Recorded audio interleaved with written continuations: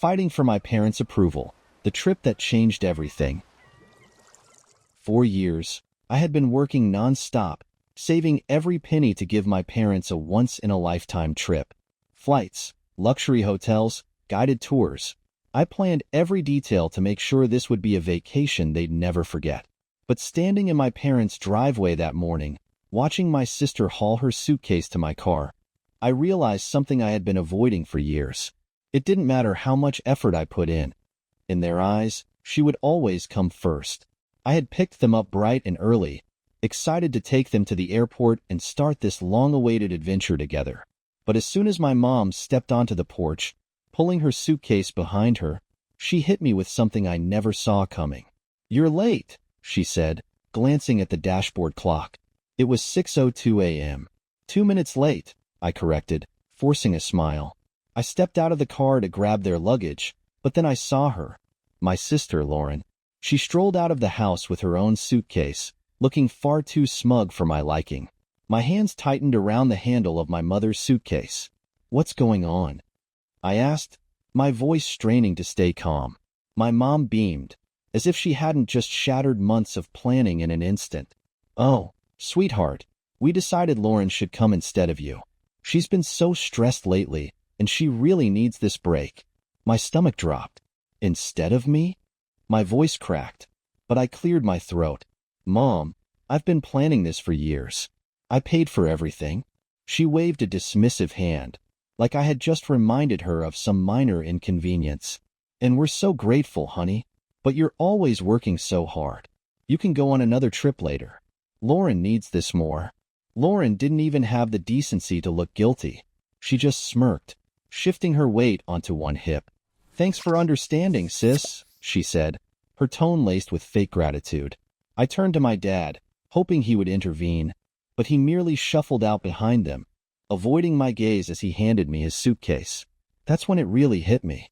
This wasn't some last-minute mix-up. This was deliberate. They had planned this without me. "This is unbelievable," I murmured, my voice barely above a whisper.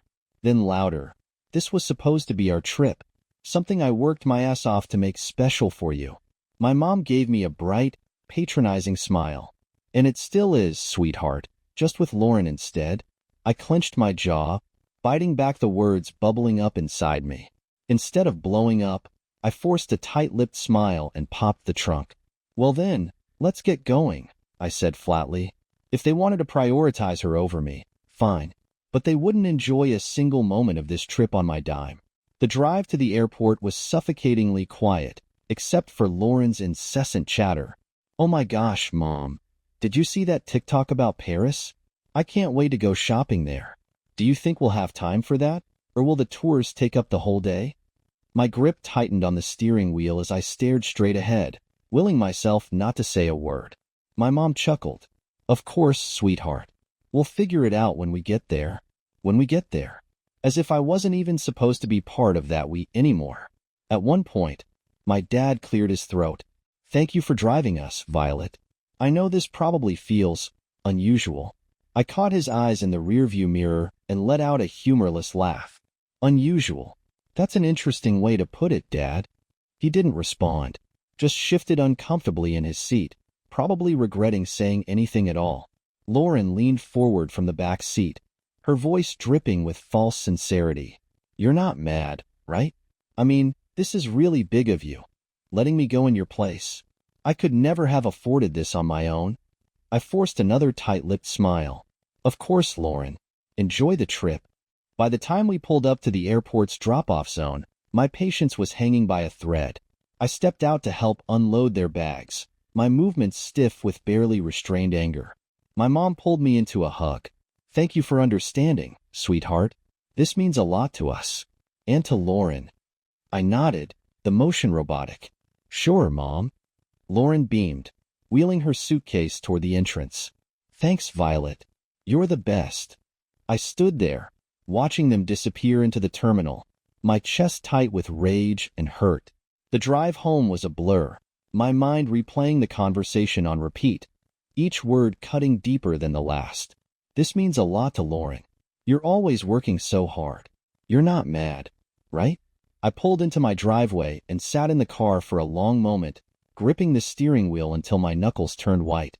Then, without a second thought, I stormed into my house, threw open my laptop, and logged into every travel account I had used to book the trip. Hotel reservations? Canceled. Tours? Refunded. Airline upgrades? Gone. I stared at the confirmation emails piling up in my inbox, feeling the tightness in my chest finally start to ease. If they wanted to take Lauren instead of me, fine. But they wouldn't be staying in five-star hotels or enjoying private tours on my dime. When I closed my laptop, a sense of satisfaction settled over me. They could figure out how to explain themselves to the front desk staff in Paris. I was done being their doormat. The first call started as soon as their flight landed. My phone buzzed relentlessly, filling the room with an insistent vibration as I unpacked my suitcase, the one I had packed so carefully for a trip that was no longer mine. The irony wasn't lost on me as I hung up my dresses and neatly placed my shoes back on the shelf. I sighed, picking up my phone and glancing at the screen. My mom's name flashed across it, accompanied by several missed calls and a barrage of texts. "Mom, Violet, what's going on? The hotel won't let us check in. The reservation is missing. Call me immediately, Mom. This isn't funny. Fix this now." A sharp, incredulous laugh escaped me before I could stop it. Fix this? They really thought I'd swoop in to save the day after what they had done? The phone buzzed again, this time with a call from Lauren. I let it ring out, waiting for the inevitable voicemail. "Lauren. Violet, this is so petty," she snapped, her voice dripping with entitlement. "We're stuck here because of you. You need to call the hotel and fix it now." I rolled my eyes and deleted the voicemail without listening to the rest. For years, I had been their fixer, the one who smoothed over every mistake and picked up every slack. Not anymore. Eventually, I decided to answer, if only to stop the barrage of calls. "Violet, what the hell did you do?" My mom's voice hit me like a tidal wave the moment I picked up. I leaned against the counter, keeping my tone level. "I canceled the reservations." Silence. Then a sharp inhale. "Why would you do that?" "Oh, I don't know," I said, lacing my words with sarcasm. "Maybe because you replaced me on my own trip at the last minute? Maybe because I spent years planning this for you, and you thought I'd be fine watching from the sidelines?" "That's not fair, Violet," my dad chimed in, his voice unusually stern. "You're punishing us over a misunderstanding." I scoffed. "A misunderstanding? You replaced me, Dad. That's not a misunderstanding, that's a choice. And now you get to live with it." Lauren cut in, her voice exasperated. "Oh my God, you're acting like a child. Just call the hotel and fix it already." I took a deep breath, letting the anger settle into something calmer. "No, Lauren. You wanted the trip? Figure it out. But you won't be staying in five-star hotels or getting chauffeured around on my dime." My mom's tone shifted, adopting that sickly sweet lilt she used when she wanted me to cave. "Violet, honey, we're family. We don't do this to each other." I let out a bitter laugh. "Funny, I was just thinking the same thing." I hung up before she could say anything else and turned my phone off. The silence that followed was blissful, and for the first time in years, I felt like I could breathe. By the next morning, my phone was vibrating again with more missed calls and texts. I ignored them for hours, focusing instead on cleaning my house, catching up on work, and enjoying the rare peace of being unreachable. But curiosity got the better of me by the evening, and I scrolled through their frantic messages. "Mom, Violet, you've gone too far. Your sister is in tears, and your father is furious. We can't get into any of the hotels you booked. Lauren, you're acting insane. This was supposed to be a fun trip, and you ruined it just to prove a point. Dad, we need to talk. This isn't right." I set my phone down, shaking my head. For years, I had been the one fixing everything, making sure everyone was happy, smoothing over conflicts. Now that I had finally stood my ground, they had no idea how to handle it. That evening, I made myself a cup of tea and settled in on the couch, feeling something unfamiliar but oddly satisfying: freedom. I wasn't responsible for their problems anymore. They had chosen Lauren over me, and now they had to deal with the consequences. When my phone buzzed again minutes later, I finally picked up. My mom's voice was sharp with irritation. Violet, this isn't funny anymore. We're stranded. Do you have any idea how embarrassing this is? I took a slow sip of my tea.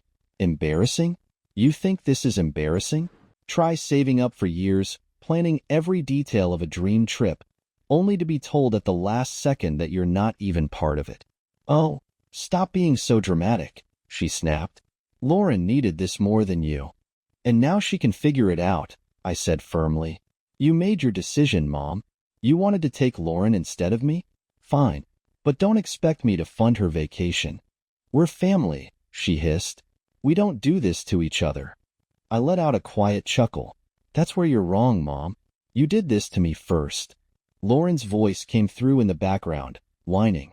Mom, just hang up on her. She's being impossible. That was the final straw.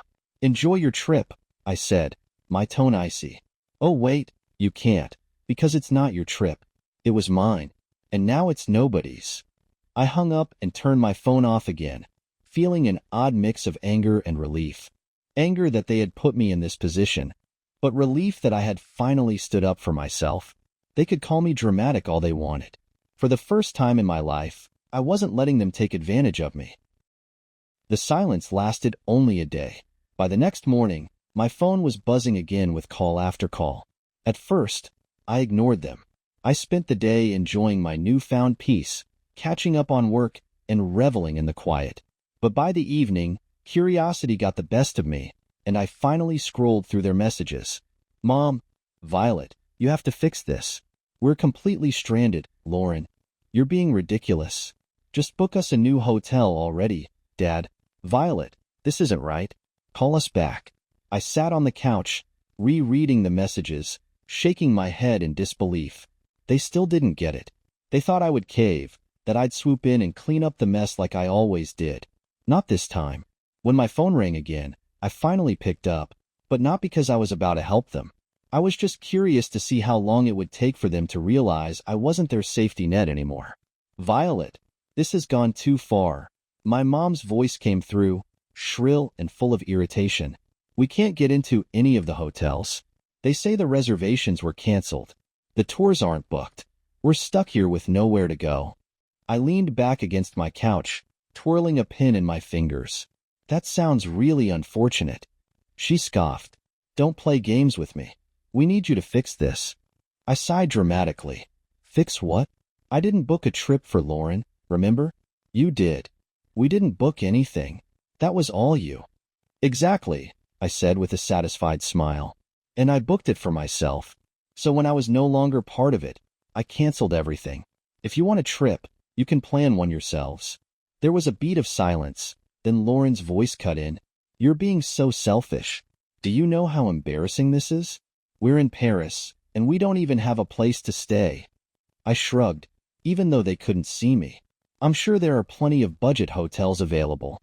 Budget hotels? She shrieked. Violet, you booked 5-star places. You can't expect us to just downgrade like that. I smirked. Guess you should have thought of that before replacing me. My dad spoke next, his voice trying for calm but barely hiding his frustration. Sweetheart, let's be reasonable. We made a mistake, okay? We should have handled this differently. But right now, we just need a solution. For years, I was the solution, I said, my voice firm. I was the one who made sure everything went smoothly. And for years, you all took it for granted. I think it's about time you figure things out on your own. Violet, have a great trip. I cut in before they could argue further. Oh wait, you can't, because it's not a trip anymore. I ended the call and turned my phone off again, setting it aside as a sense of satisfaction settled in my chest. They wanted me to be the backup plan. They wanted me to clean up their mess. But for once, I was putting myself first. The next few days were blissfully quiet. I didn't check my phone. I didn't worry about their situation. I just lived my life. And it felt good. By the 4th day, when I finally turned my phone back on, I found an onslaught of missed calls and texts. The messages had shifted from anger to desperation. Mom, Violet, we need to talk. Lauren, this trip is ruined, and it's all your fault. Dad, we're coming home early. We'll talk then. I smiled as I read them. Of course, they were coming home early. Of course, they wanted to talk. But for once, I wasn't dreading it. I was ready. They could say whatever they wanted. It wouldn't change a thing. The day they were supposed to return, I woke up early, feeling lighter than I had in years. I brewed a fresh pot of coffee and sat on my back porch, enjoying the quiet morning air. For once, I wasn't anxiously waiting for their arrival, bracing myself for whatever guilt trip they had planned. This time, I was in control. My phone buzzed around noon, and I already knew who it was before I looked. "Dad, we just landed. Can you pick us up?" I stared at the message for a moment before setting my phone down.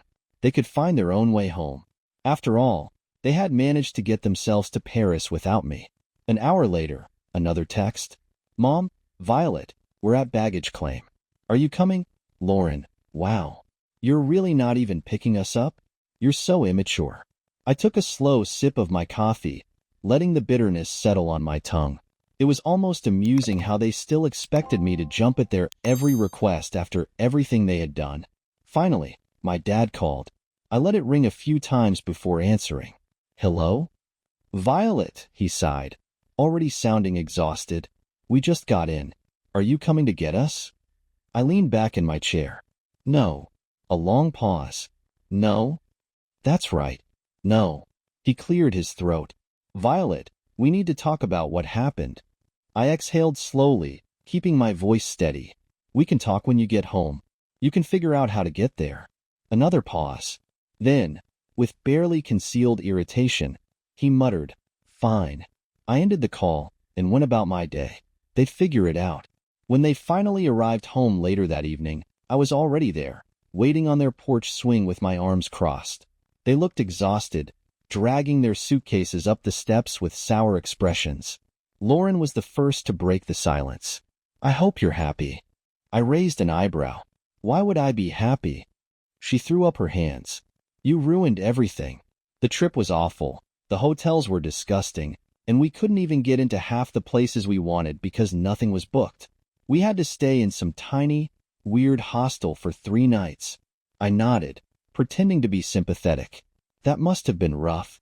Mom stepped forward, her voice tight. "Violet, we need to talk." I stood up, meeting her gaze head-on. "Go ahead."